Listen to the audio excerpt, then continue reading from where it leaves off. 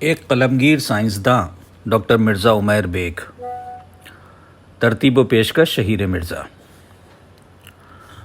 عام طور سے کسی بھی یونیورسٹی میں مختلف شعبے مختلف عمارتوں میں ہوتے ہیں جن کی شناخت ان کے علوم سے ہوتی ہے، مثلاً faculty of arts, faculty of commerce, faculty of science اور فیکلٹی آف لا وغیرہ وغیرہ۔ ہر شعبے کا اپنا نصاب ہوتا ہے، اپنی ڈگریز ہوتی ہیں،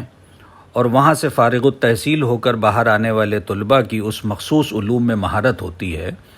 جو آگے چل کر ان کی زندگی کا تاریخ طے کرتی ہیں۔ عموماً اس بات کا بہت ہی نادر امکان ہوتا ہے کہ کسی ایک شعبے کے طالب علم پر دوسرے علوم کا اثر اس حد تک غالب آ جائے کہ وہ اپنے بنیادی علوم کے ساتھ دوسرے میدان میں بھی برابری سے ڈٹا رہے۔ اگر کوئی طالب علم ڈگری تو سائنس کے علوم کی حاصل کرے اور اس کی خدمت کی راہ پر اپنے مستقبل کی منزلات کو طے کرنے کا عزم رکھتے ہوئے شروعاتی دور سے ہی اپنے ذاتی ذوق کی بنا پر ادب کے افق پر نمودار ہو، تو آگے چل کر دنیا بڑی محبت اور احترام کے ساتھ اس سائنسداں اور ادیب کو ڈاکٹر مرزا عمیر بیگ کے نام سے جانتی ہے۔ میں خود کو خوش نصیب تصور کرتا ہوں کہ مجھے ان کا قرب نصیب ہے اور بہت کچھ سیکھنے اور سننے کا شرف حاصل ہوتا رہتا ہے۔ بارگاہ باری تعالیٰ میں دعا ہے کہ مالک کائنات ڈاکٹر بیگ کو صحت اور عافیت کے ساتھ طویل زندگی عطا کریں اور ان کی سرپرستی ان کے اہل خانہ اور تمام ادب پروروں پر بنی رہے، آمین۔ میرے پاس نہ تو اتنا علم ہے کہ ڈاکٹر بیگ جیسی شخصیت کی حیات اور کار نمایاں کو الفاظ میں ڈھال پاؤں، اور نہ ہی اتنا شعور ہے کہ اسے بیان کرنے کی جسارت کر سکوں۔ اگر میری اس حقیر کوشش میں کوئی غفلت یا کوتاہی ہو تو معافی کا طلبگار ہوں۔ ایسی کشمکش میں استاد ہی کام آتے ہیں اور وہ طلباء کے کام کو آسان کرنے کی راہ ہموار کرتے ہیں۔ میں بھی ڈاکٹر بیگ کی حیات کو بیان کرنے میں جامعہ ملیہ اسلامیہ کے شعبہ سیاسیات کے سابق صدر پروفیسر ظفر احمد نظامی صاحب کے ایک مضمون کے چند جملے ان کی اجازت کے بغیر نقل کر رہا ہوں، اور اگر یہ عمل انہیں یا کسی کو ناگوار گزرے تو دست بستہ معذرت پیش کرتا ہوں۔ لکھتے ہیں، مرزا عمیر بیگ دوشنبہ 8 جولائی 1946 کو پیدا ہوئے، شام اودھ پر شیدا ہوئے، والدین نے نازوں سے پالا، مشرقی اقدار میں ڈھالا، ابتدائی تعلیم گھر پر پائی، آگے بڑھنے کی دھن سمائی، سائنسی علوم سے دل لگایا، تلاش حق میں خود کو سجایا، تجربہ گاہوں میں وقت کو گزارا، علمیت کے رنگ میں خود کو نکھارا، لکھنؤ یونیورسٹی سے MSc کیا، بائیو کیمسٹری کا جام پیا، سائنسی تحقیق سے مدد لی اور پھر PhD کی سند لی۔ اپنے تعلیمی سلسلے سے فارغ ہو کر ڈاکٹر بیگ ہندوستان کے نامور central institute for scientific research کے زیر اہتمام انڈسٹریل ٹاکسیکولوجی ریسرچ سینٹر یعنی ITRC سے لکھنؤ میں منسلک ہو گئے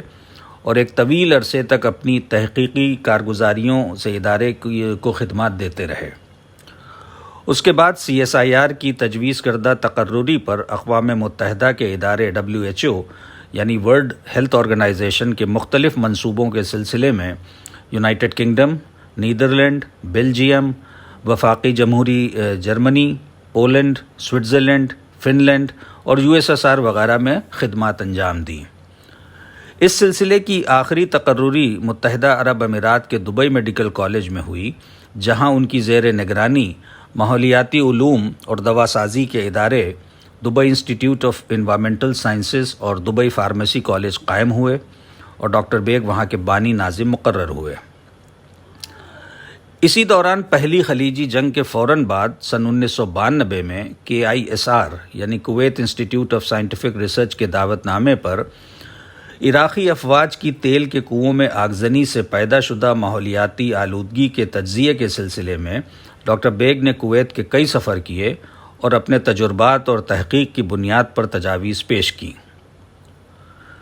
اس درمیان متحدہ عرب امارات کا منصوبہ پورا ہو چکا تو ڈاکٹر بیگ کو واپس ہندوستان طلب کر لیا گیا، لیکن تبھی KISR یعنی Kuwait institute of scientific research سے پیشکش آئی اور ڈاکٹر بیگ نے سن 1994 میں وہاں شمولیت اختیار کر لی،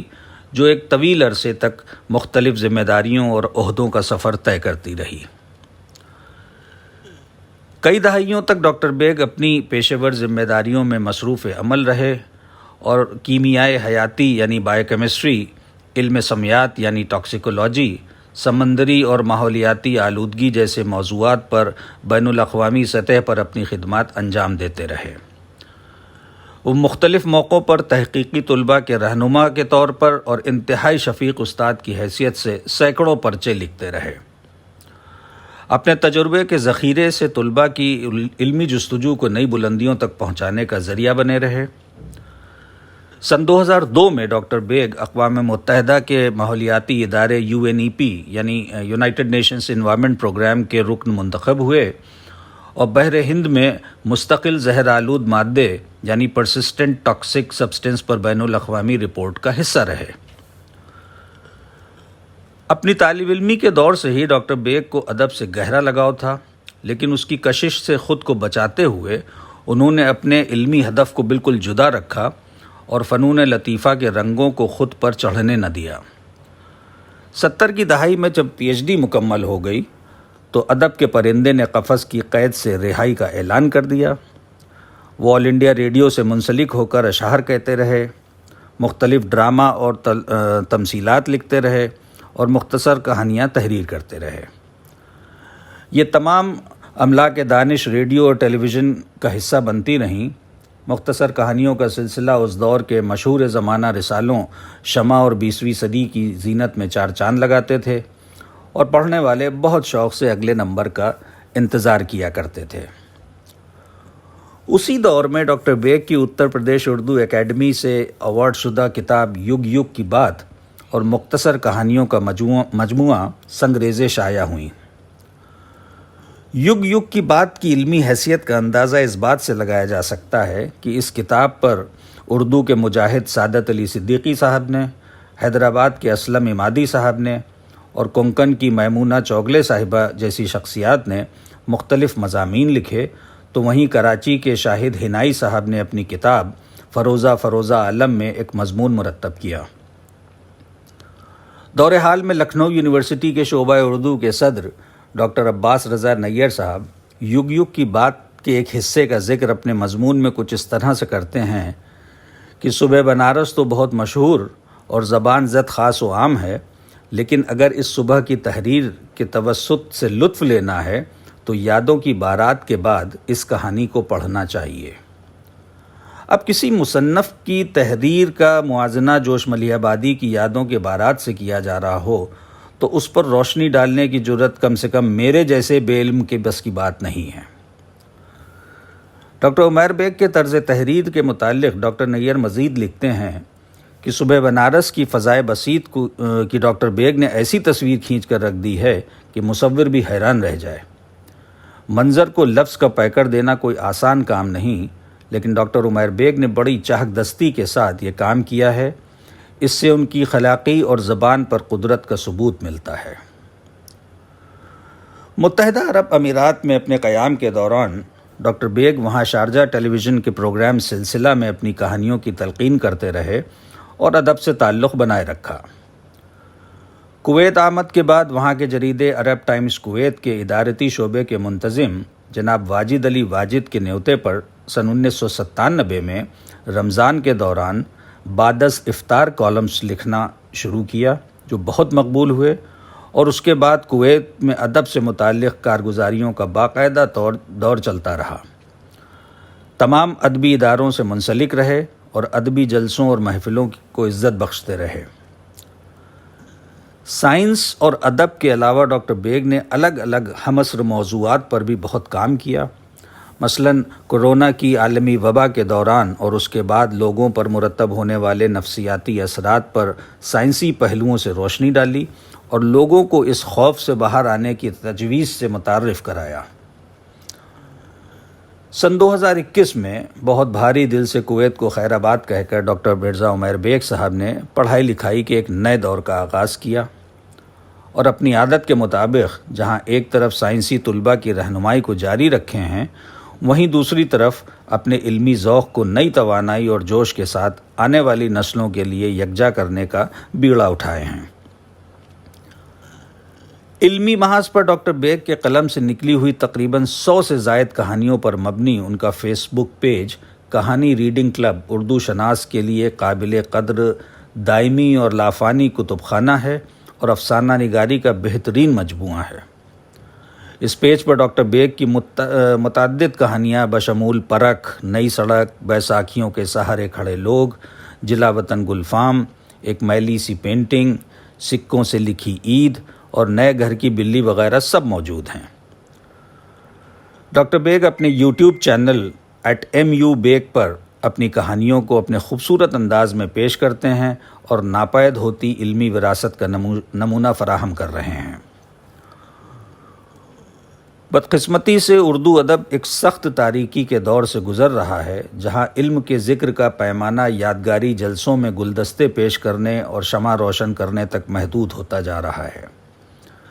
کسی ادیب کو شال اڑھانا ایک اعزازی عمل تو بے شک ہے، لیکن ضرورت ادب کے تحفظ کی بھی ہے، جس کے لیے ڈاکٹر عمیر بیگ جیسے مصنفوں کی تحریر پڑھنا بہت ضروری ہے، کیونکہ وہ مثال پیش کرتے ہیں کہ ٹیکنالوجی کے اس دور میں ذمہ داریوں، کاروبار اور وقت کی تنگی کے باوجود ایک توازن قائم کیا جا سکتا ہے، جو ہمارے اسٹریس مینجمنٹ کے لیے بھی ضروری ہے۔ ڈاکٹر عمیر بیگ کی آنے والی انگریزی کتاب ڈراپ بائی ڈراپ، جسے اردو میں بوند در بوند کہا جا سکتا ہے، ان کی حیات اور سائنسی ادبی شراکت کی عکاسی کرتی ہے اور زندگی کے مختلف موضوعات پر روشنی ڈالتی ہے۔ ڈاکٹر مرزا عمیر بیگ صاحب اپنی بیگم محترمہ ناہید عمیر کے ساتھ ماشاءاللہ اپنی زندگی کا سب سے پرسکون دور اپنی سہولیت کے مطابق کبھی دبئی تو کبھی لکھنؤ میں گزار رہے ہیں۔ ان کی بیٹیاں لکھنؤ اور ممبئی میں مقیم ہیں، جبکہ صاحبزادے امریکہ میں رہائش پذیر ہیں، جہاں ڈاکٹر صاحب اکثر تشریف لے جایا کرتے ہیں۔ میرے نزدیک کسی شخصیت کو خراج تحسین پیش کرنے کا سب سے مناسب طریقہ یہی ہے کہ موصوف کے ساتھ چائے پیتے ہوئے مختصر الفاظ میں ان کے علمی سفر پر گفتگو کی جائے اور وہ ایک مسکراہٹ کے ساتھ اپنے رب کا شکر ادا کرتے ہوئے یہ محسوس کریں کہ وقت کتنی تیزی سے گزر گیا اور ابھی تو کتنے کام باقی ہیں۔ اللہ ڈاکٹر مرزا عمیر بیگ صاحب کو صحت کے ساتھ لمبی عمر عطا کرے اور ان کا سایہ ہم پر بنا رہے، آمین۔